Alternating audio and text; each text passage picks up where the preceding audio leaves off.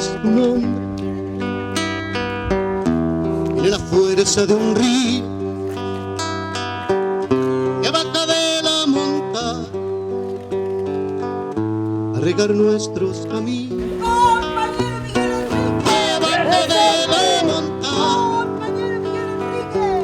A regar nuestros caminos. Y siempre, Miguel Enríquez pasó, nos miran desde el futuro, voz de metralla tu canto de ideales, voz de metralla en tu canto de ideales.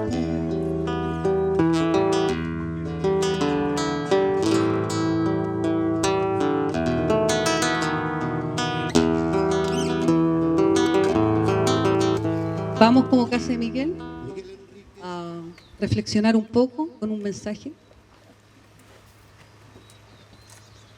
para que nos pongamos pensando en nuestros compromisos de siempre, que no han cambiado.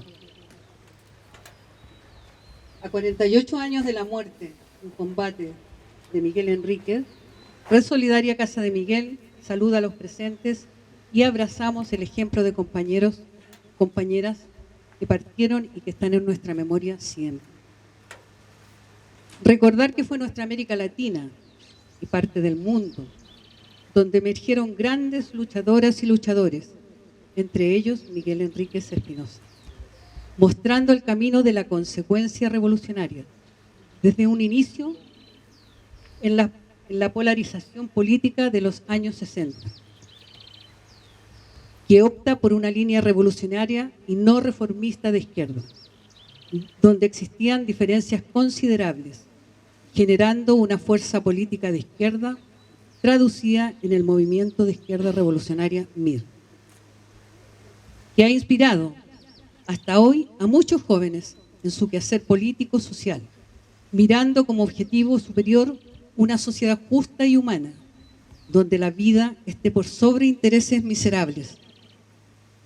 El escenario actual de turbulencia política, social y cultural, intensificada por la manipulación global del capital, pretende aniquilarnos socialmente. Pero mientras no nos rindamos, no estamos derrotados, porque el camino sigue siendo la autonomía en pos de aportar a la constitución del pueblo como sujeto político y revolucionario, lo que implica entonces asumir responsabilidades individuales y colectivas sobre la base de la solidaridad, el apoyo mutuo, el compromiso y la permanente crítica frente a la realidad que nos impone el capital. Ejes fundamentales para avanzar en dirección de la emancipación de los pueblos hasta llegar al objetivo superior, una patria socialista de izquierda, con todas las fuerzas de la historia, como dijera Miguel.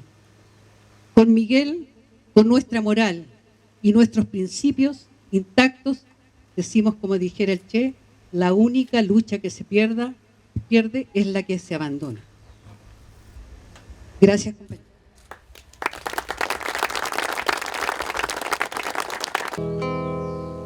Allí, debajo de la tierra,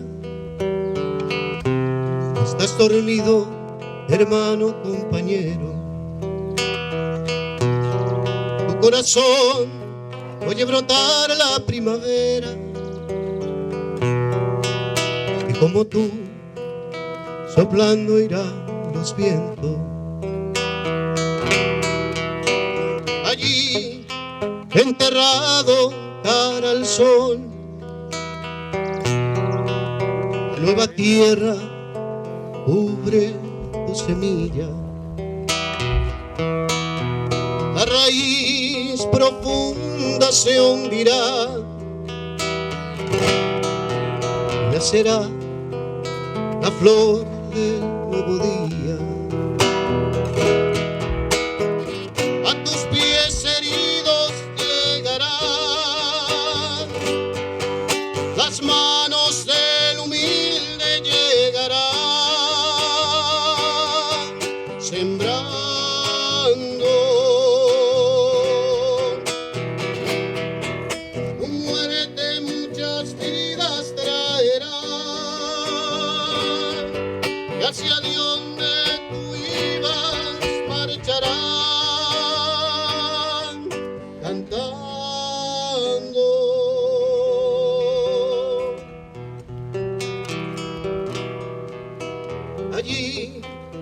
se oculta el criminal. Un hombre brinda al rico muchos nombres. El que quemó tus alas al volar no apagará el fuego de los pobres. Allí, hermano, aquí sobre la tierra, el alma se nos llena de banderas que avanzan. Allí, hermano, aquí sobre la tierra, el alma se nos llena de banderas que avanzan contra el miedo, avanzan contra el miedo. Venceremos, venceremos.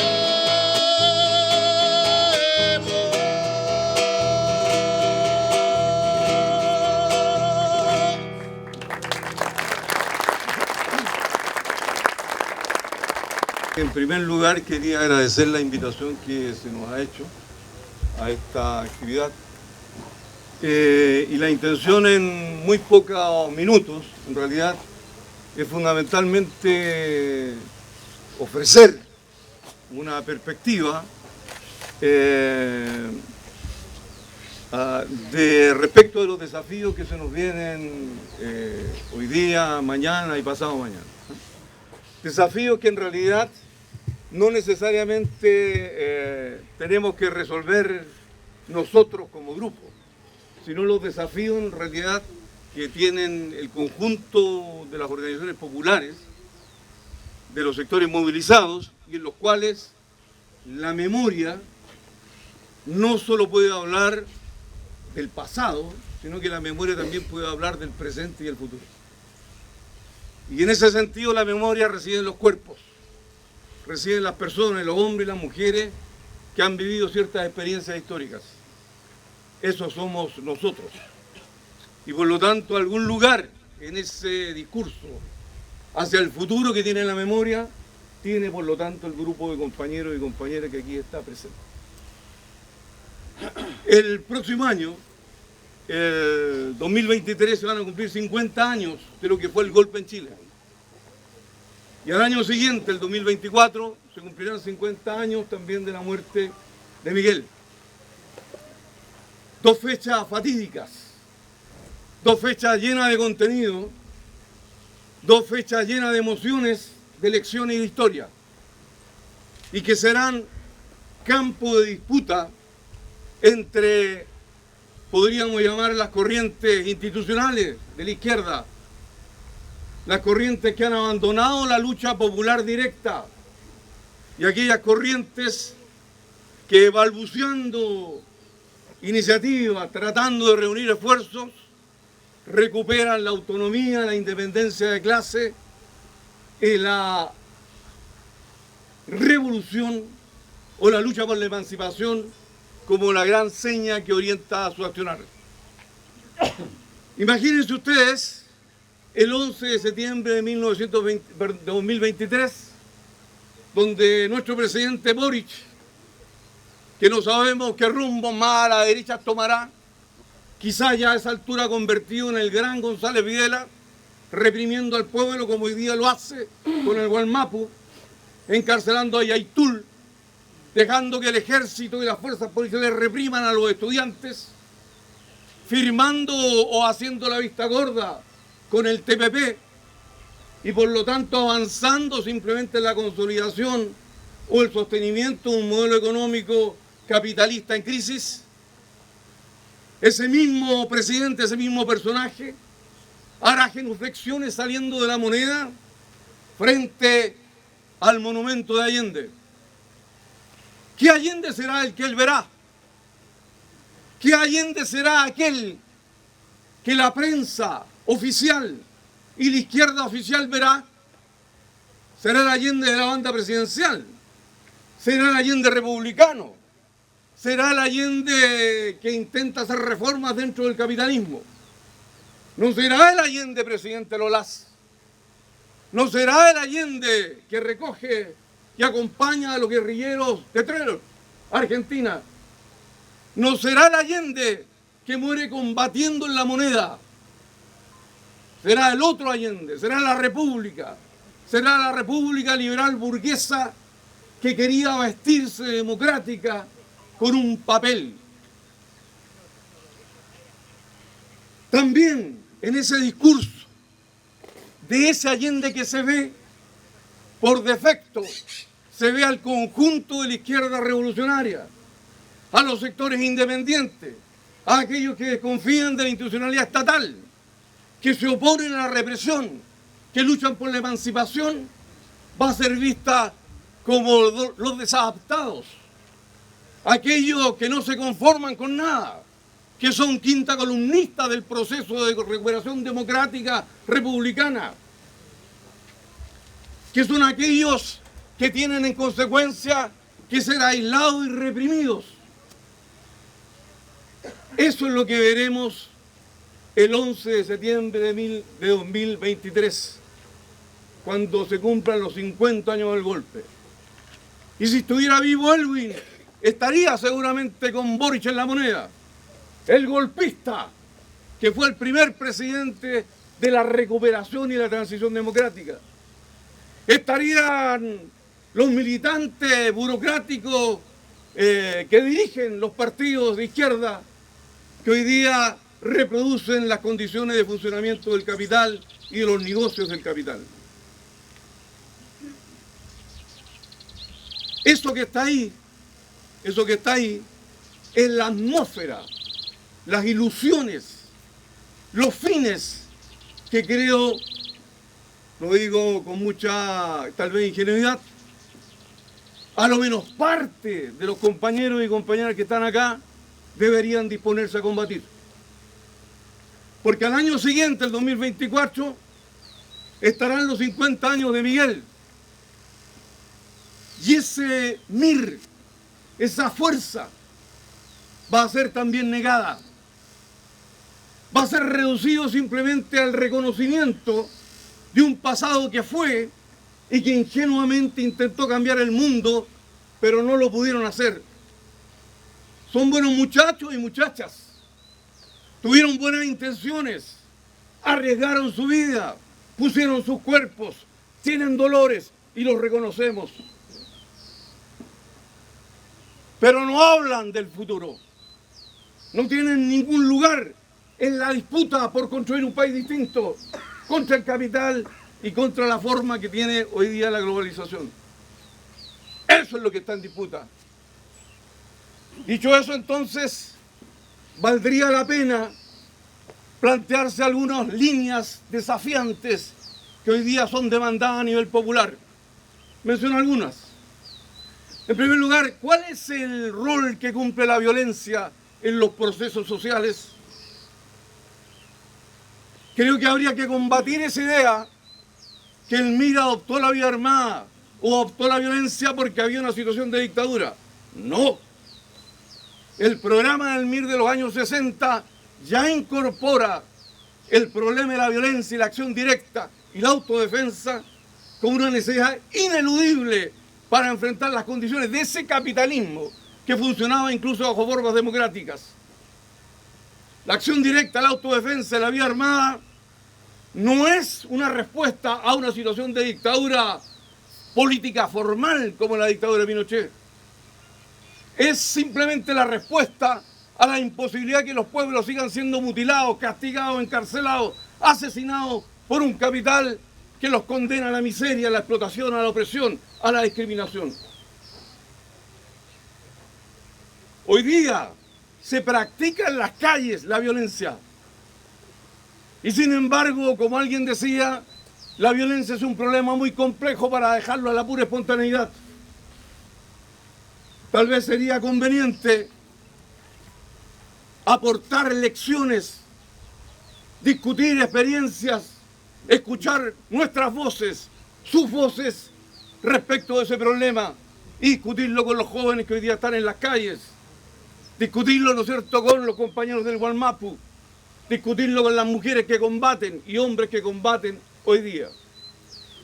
Segundo punto, realmente nosotros creíamos, recurriendo, ¿no es cierto?, a los fundamentos de este movimiento de izquierda revolucionaria, que un papel escrito, que el derecho, que la pura declaración puesta lexicográficamente sobre un papel resolvía los grandes problemas de la sociedad.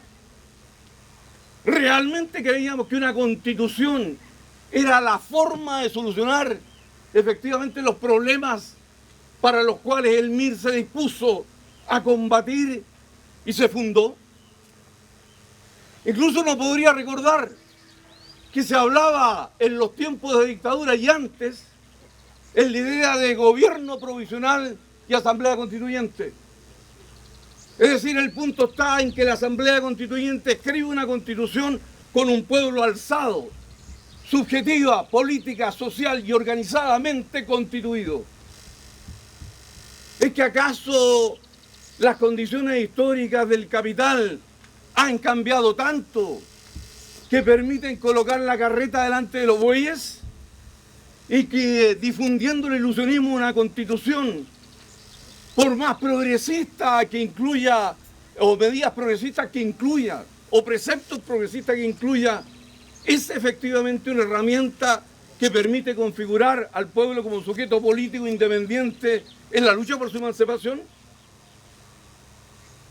Segundo problema, y sobre el cual nosotros podríamos discutir y podríamos aportar al debate popular, porque desde octubre para adelante las asambleas populares, los colectivos que se formaron y las fuerzas que hoy día todavía sobreviven en la lucha popular están llenas de demandas, están llenas de experiencia, están llenas de ideas que podrían conformar no una constitución, sino definir las líneas tácticas y estratégicas de la configuración o de la autoconfiguración de esa fuerza como un sujeto político que disputara los destinos del país. Y tercero, y final, Miguel, todos los que están acá, hombres y mujeres, los que no están, los que recordamos, adoptaron la lucha política a partir de una sensibilidad frente a la pobreza, la explotación, la miseria de los pueblos, ese temblor que sentían nuestros cuerpos cuando jóvenes, nos condujo a adoptar la organización, la militancia política y entregar lo máximo posible en esa lucha por la emancipación. Hay ahí un elemento que podríamos llamar la ética fundante de la militancia y el compromiso. Esa ética militante del compromiso hoy día está disipada. Está disipada por 50 años de neoliberalismo. También por 50 años, con todo respeto lo digo, de derrotismo. También por 50 años en que la cultura, los principios individualistas, narcisistas, megalómanos que impone el capital, no solo han sido inoculados sobre los jóvenes, sino también en nuestras propias almas, en nuestras propias concepciones de entender el tema. En el caso de los jóvenes, la pulsión del deseo, la acción inmediata, la no acumulación de fuerza, el espontaneísmo por sobre el pensamiento estratégico, la violencia irracional en muchos casos, sustituyendo a la idea de la violencia estratégica y de la construcción de fuerza. En el caso de los viejos adultos y viejas adultas, los veteranos y veteranas que estamos acá, reducidos a nuestra intimidad, al recuerdo personal, privado, a este momento de sensibilidad que nos une, reducidos, mutilados en nuestra perspectiva de hablar al país, al futuro, a las posibilidades de construcción. Tal vez sea entonces el momento también, a propósito de los 50 años del golpe, o a propósito de los 50 años de la muerte de Miguel, reponer en el debate la sensibilidad frente al oprimido, la sensibilidad frente al mutilado, frente a los presos políticos que están hoy día siendo maltratados en las cárceles. La sensibilidad por el encierro de Yaitul y su hijo, y los más de 40 o 50 presos políticos mapuche. La sensibilidad por la pobreza y por lo tanto la disputa al capitalismo y a esa izquierda borrega, entreguista, individualista, que ha definitivamente capitulado de la necesidad de una ética que alimente subjetiva y valóricamente las posibilidades de la emancipación. El cuerpo es acción, es fuerza, el cerebro es razón. La conjunción de ambos es el sentido de la lucha.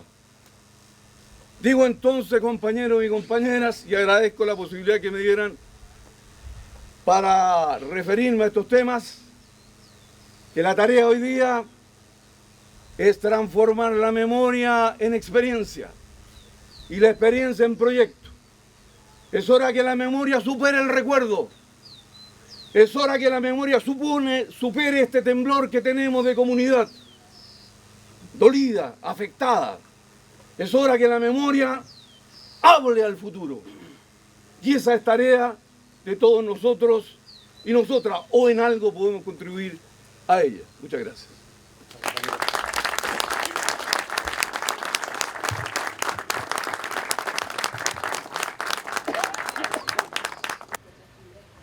Hace 48 años, Miguel, su compañera embarazada y otros 2 militantes se batieron durante 2 horas con centenares de matones fascistas.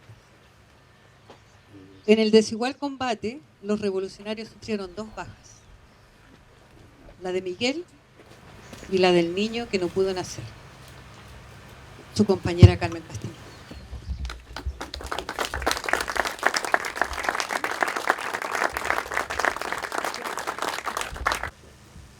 Sé que estamos más viejas y viejos, pero siempre alertas a continuar el trabajo político con Miguel en la cabeza, en el cuerpo. Recuerdo al llegar esta mañana que el 5 de octubre del 2019 nos encontramos, tal vez los mismos, y en ese día llegamos temprano con un puñado de amigos, amigas. Y yo me había puesto en el bolsillo, pensando en que iba a encontrarlo, un texto. Ese texto es El ángel de la barricada.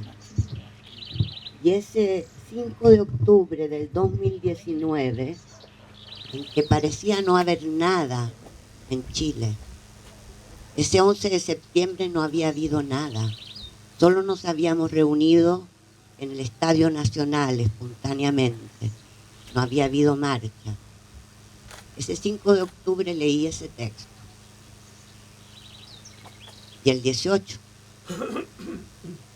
es el grito, el ya basta, el clamor, el despertar,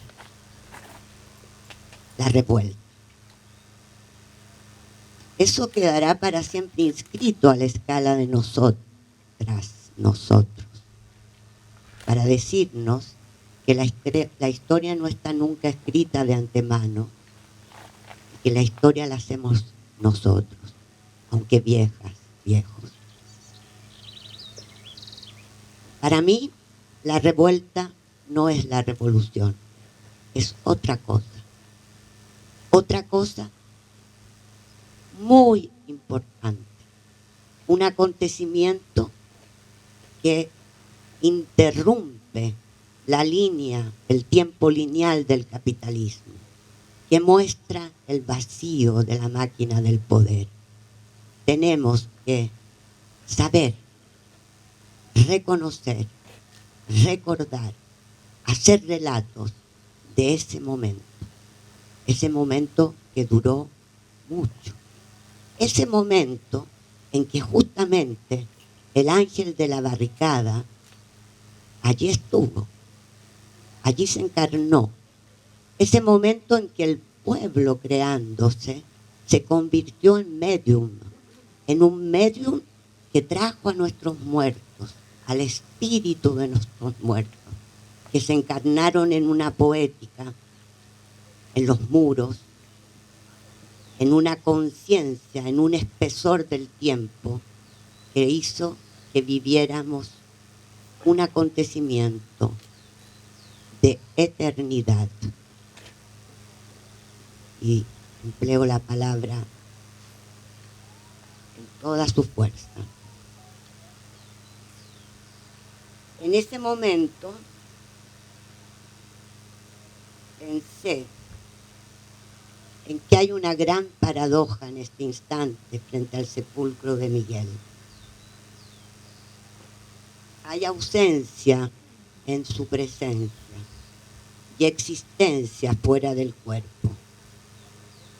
Sí, la vida no deja de prolongarse más allá de la materia a través de la sola potencia evocadora, el músculo del recuerdo, los nervios de la memoria, las brasas removidas en el hogar del fuego de un combate sin conclusión. Es un poeta, por supuesto. Miguel, y todos lo sabemos aquí, no llevaba la muerte en sí mismo. Todo en él era músculo y flexibilidad y sentidos. Y podría haber enumerado una larga lista de proyectos, todos sensatos, que esa mañana del 5 de octubre de 1974 lo habitaban. La muerte provino de una voluntad extranjera a su cuerpo, a su vida. La máquina de matar cometió un doble crimen. Luego de ese largo combate de 2 horas en que solo combatió por la vida, por su vida, la mía y la de su hijo. Allí hubo un doble crimen. Y ese doble crimen, hoy, en la sentencia que familiares de ejecutados iniciaron y en la que me porté parte civil para exigir que la justicia creara archivos de ese combate, de ese día. Esa sentencia, compañeras, compañeros, no sé si lo saben, es única en esta larga combate por la justicia. Esa sentencia reconoce la resistencia armada, el combate para vivir frente a una máquina de matar. ¿Lo sabían? No tenemos posibilidad de encontrarnos, de comunicarnos, de decir cómo el hijo de Alexis, Pedro Ruz, levantó junto con otros compañeros ese trabajo. Y hoy tenemos algo que crea una jurisprudencia en Chile. Es el juicio más importante. Y allí participamos para que Miguel no fuera nunca considerado una víctima, para que Miguel fuera reconocido en su combate por la vida. Entonces, lo que hoy quiero decir es un poco largo, me perdonan tan de pie, pero me preocupa. La memoria va siempre acompañada de la desmemoria. Por eso me pregunto, ¿qué hemos transmitido de Miguel? Creo que deberíamos hacernos esa pregunta, sentarnos todos en círculo, somos pocos, y conversar sobre cómo es ese Miguel Enríquez que nos acompaña, cómo lo vemos, cómo lo sentimos, qué nos dice. Es probable que cada cual tenga el suyo, y ¿por qué no? Así es. Hay una enigmática frase del poeta René Char que me interpela hace tiempo. La herencia no está presidida de ningún testamento. Esa es la ausencia de un nombre para designar el tesoro perdido, a lo que el poeta alude cuando escribe que nuestra herencia no está presidida por ningún testamento. Un testamento que le dice al heredero lo que será legítimamente suyo que le asigna un pasado al futuro. Tal vez, me pregunto, sin tradición que escoja y nombra, que transmite y conserva, que indica dónde se encuentra el tesoro, los tesoros y cuáles son sus valores, pareciera que ninguna continuidad en el tiempo ha sido asignada. El tesoro fue perdido, digo yo, no por las circunstancias históricas ni la mala suerte, sino porque ninguna tradición había previsto su venida o su realidad, porque ningún testamento lo había legado al futuro. Hemos tenido nosotros, los aquí presentes, la conciencia para heredar y cuestionar, meditar y recordar. Esta visión de una herencia imposible de nombrar me estremece. La herencia entonces no tiene destinatario, pero eso no me disculpa, y lo hablo en términos personales. Eso me cuestiona y duramente. Sé que yo no he cumplido la misión que recibí. Sé que no he preservado documentos, cuadernos, libros, huellas, donde rastrear el pensamiento de Miguel. Sí, a veces he pretendido haber vibrado al unísono con ese pasado ardiente, amado aquellos instantes cuando el viento, como en la revuelta, arrastra nubes que vienen de lejos, densas de fantasmas que envuelven, encantan, fantasmas que no están ahí para hundir nuestros frágiles cuerpos bajo una carga pesada. No, pues ninguna experiencia está terminada, archivada. Ellos vienen para impulsarnos hacia nuevas destinaciones. Siempre digo, la deuda contraída con el pasado abre la promesa de una redención posible. Esa es la línea de horizonte. Lo he escrito, lo sé, y sin embargo ignoré la tarea. Actué como si nunca hubiera tenido nada que ver con la decisión de Miguel de salvar de la destrucción la historia, las huellas de las experiencias de la organización. No reflexioné, fallé en esa cita entre el antaño y el ahora.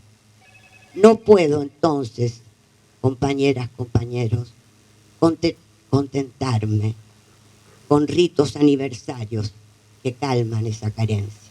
No.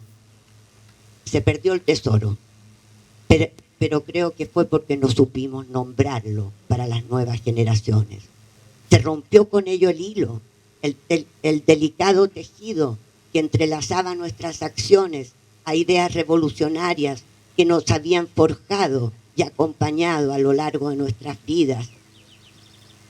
No sé. Nuestra visión política, aquella que Miguel comenzó a pensar y también a anotar en sus cuadernos desde la adolescencia y durante todos sus años de formación política. Miguel, un intelectual revolucionario que vislumbró temprano que por allí iba la cuestión de la libertad en actos, de aquello que él dominó, él denominó a los 14 años. Mi felicidad es la lucha. La felicidad, sí, solo se da cuando la gente puede entregarse por completo al momento que está viviendo, cuando ser y llegar a ser son la misma cosa. Esta mañana entonces, compañeras, compañeros, quiero compartir en la fraternidad, que es siempre una gimnasia del alma, no es un regalo la fraternidad, va y viene, como las olas de la lucha social y política, con altos y bajos, pero en la fraternidad que deseamos y construimos, quiero hacer un esbozo de Miguel, aquel que me habita. Miguel, entonces, un hombre que amaba la vida y que la vida amaba. Miguel amaba todo de la vida, los niños. Decía siempre que habría sido parvulario, no de la ciencia. No dejó un día de pesquisar los últimos descubrimientos de la neurología, la poesía, la literatura. No dejó un día de leer, de recitar en voz alta, de pensar la política con las armas de la literatura y el saber, con la historia, las ciencias sociales, la filosofía. Sí, Miguel leyó a Gramsci y a Rosa Luxemburgo, muy joven. Miguel convocó a todas las corrientes del marxismo, Trotsky, Lenin, Mariátegui, Guevara. Miguel pensaba la política, la estrategia y la táctica del MIR, absorbiendo, cuestionando, incorporando todo lo que podía ayudar a descifrar el mundo en que vivíamos y dibujar ese horizonte capaz de encender la llama de sentido en las personas para avanzar en la creación del poder popular. La indignación, su primer motor, el deseo de ser un revolucionario, nada menos y nada más, lo nutrió cada día, cada noche de su breve existencia. Miguel Enríquez diría, junto a otros que lo piensan como yo, es el intelectual revolucionario más importante de América Latina en esos tiempos de revoluciones, en esos años 60 hasta su muerte. ¿Conocemos ese pensamiento? ¿Lo enseñamos? ¿O nos contentamos con honrar en cada aniversario una fotografía en blanco y negro que lo muestra duro? ¿Por qué no recordar su ternura, su cariño por cada compañera, compañero? ¿Por qué no recordar su risa, su inmenso sentido del humor? ¿Por qué no recordar su lealtad en los debates con Allende? ¿Por qué no recordar que era un hombre normal? Sí, normal. Lo tuve que escribir porque conoció el dolor, la pérdida de la mujer que amaba, que supo desde muy chico, sí, otra vez, que la felicidad es la lucha. Sé que a Miguel le carga que hable así porque a él no le gustaba ser héroe de nada, ni siquiera un héroe normal. Sí, Miguel tenía muchos defectos como todo el mundo, pero los reconocía. También se hacía responsable de ellos. La responsabilidad, sí, una tremenda responsabilidad lo caracterizaba. Nada perfecto, nada heroico, pero esculpiendo cada día su voluntad, su saber, su cuerpo. Creo que Miguel nos enseña la importancia crucial de las fuerzas espirituales y morales en la lucha de clases. La convicción, el coraje, la perseverancia, el humor, la astucia, la tolerancia, entre otros, el respeto, la dignidad. Miguel no tiene nada que ver con el sacrificio ni el culto a la muerte. Dialogaba con los vivos y con los muertos. Sus lecturas de autores muertos dan fe, discutía con ellos. Sus libros que hemos ido rescatando tienen anotaciones irreverentes, dudas, preguntas. Pensamiento crítico entonces, siempre. Ni dogma ni catecismo.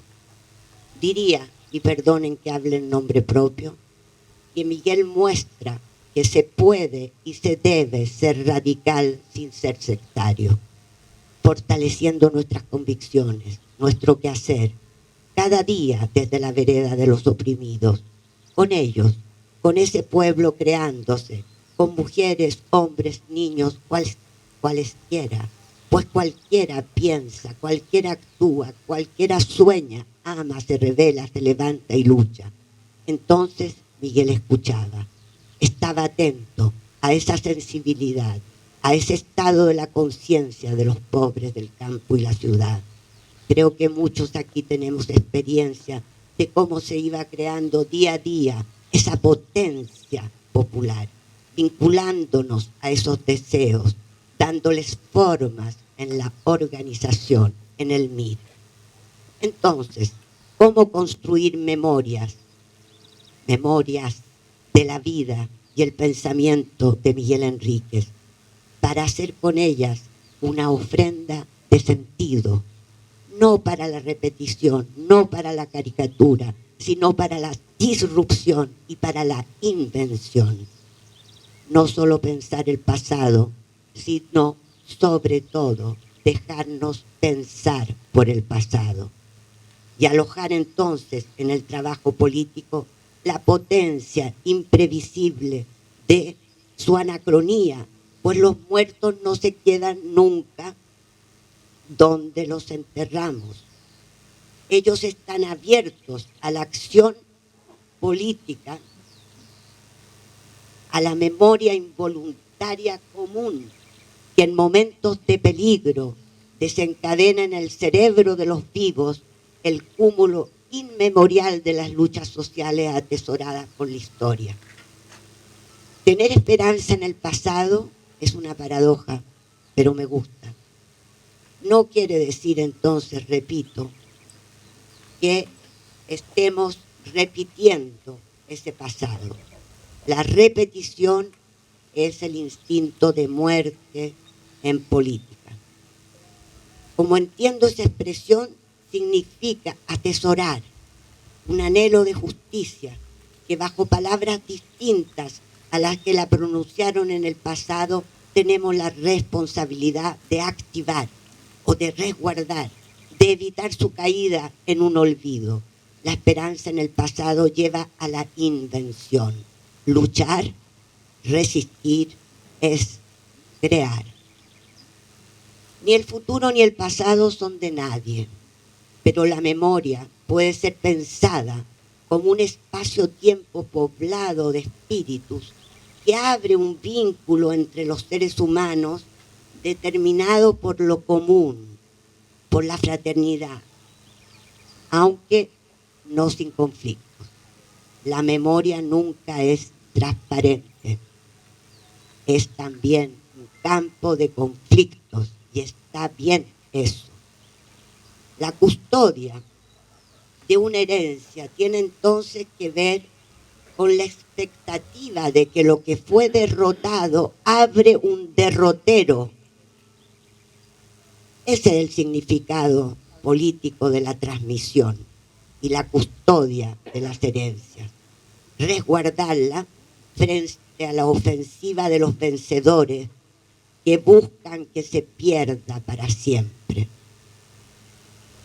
La palabra entonces, el lenguaje, no los discursos, no el discurso. El discurso son frases que se despliegan contentas de sí mismas, encantadas de ser frases, autorreferentes.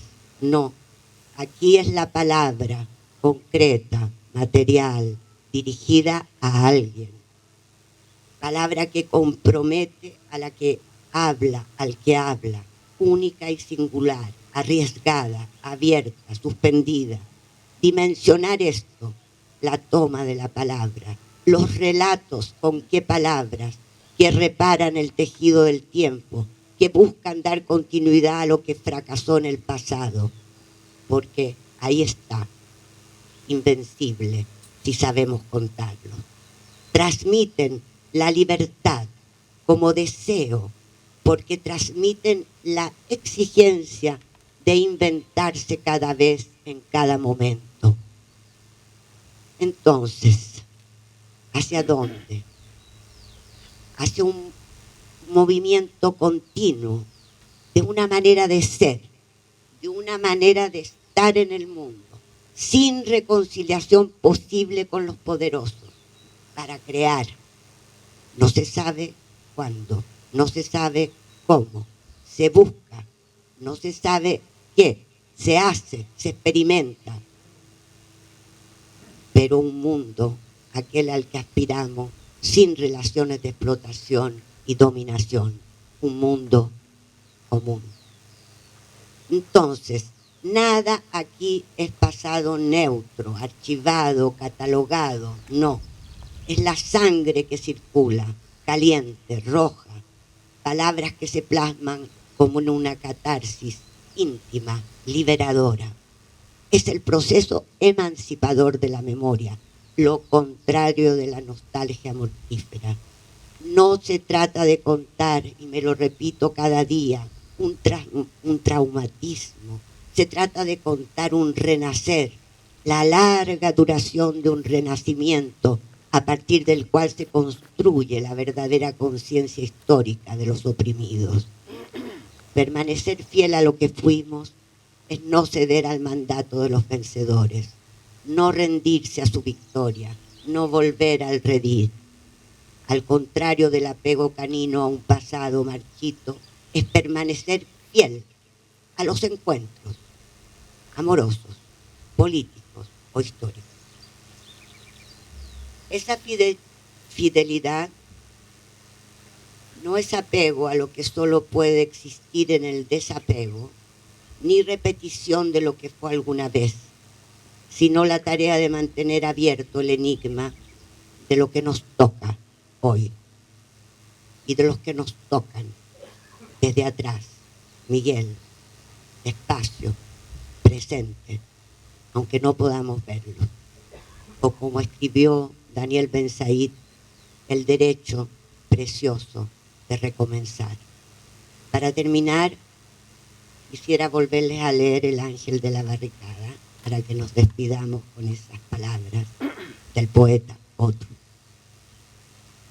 El ángel de la barricada, un ángel que se despliega en la historia y el porvenir, un ángel de invención y de memoria, un ángel en multitud que camina de manera tranquila y firme, sin que nos sea dado saber hacia dónde.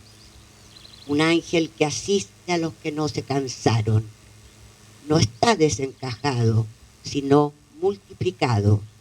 No mira hacia el pasado ni hacia el futuro, sino en torno, hacia donde tú estás, como si buscara compañeros y compañeras, y con ellos y ellas empezar siempre de nuevo. Son los rostros del pasado en el corazón del presente, vueltos hacia lo que continúan la obra emancipadora que retoña una y otra vez para romper la piedra. Tiene las alas desplegadas, como si quisiera con ellas dar cobijo de las generaciones e impulsarlas otra vez a la acción.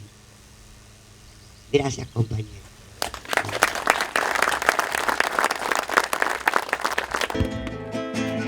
Nuestra sangre es semilla derramada, es clamor puro, gemido doloroso, es la agonía de nuestra fantasía, es consecuencia de nuestra indiferencia.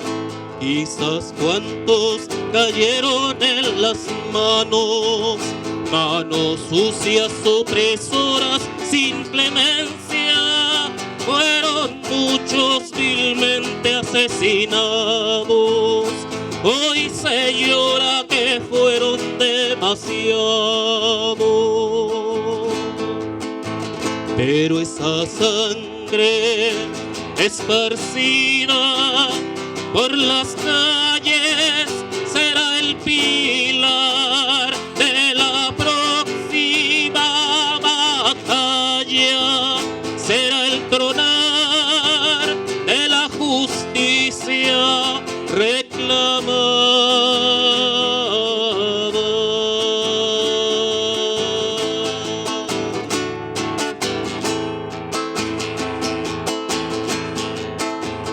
Compañeros Miguel y Dagoberto, Víctor Zúñiga y hermanos Vergara, ejemplos de caídos con orgullo por construir la patria miliciana, surgirán de entre las poblaciones como un grito certero y combativo que no apagarán de nuevo las balas, sino el triunfar de nuestra revolución, que no apagarán de nuevo las balas, sino el triunfar de nuestra revolución.